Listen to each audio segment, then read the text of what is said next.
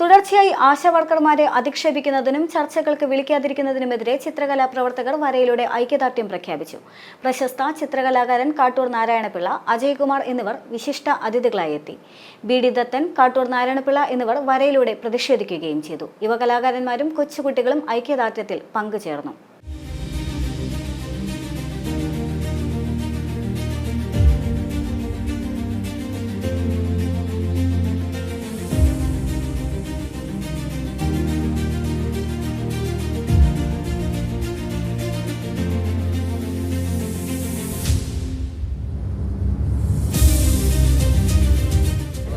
എല്ലാവർക്കും വലിയ നമസ്കാരം.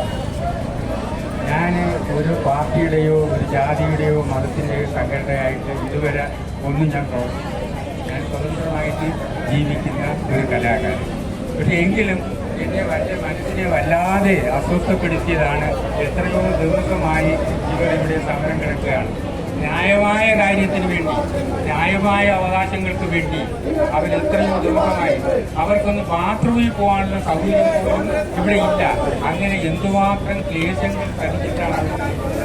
പക്ഷെ അതിനെ ഏറ്റവും മോശമായ രീതിയിൽ ചിത്രീകരിക്കുകയും അവഹേളിക്കുകയും ചെയ്യുന്നു എന്ന് പറയുമ്പോൾ വളരെയേറെ ദുഃഖം തോന്നാറുണ്ട്.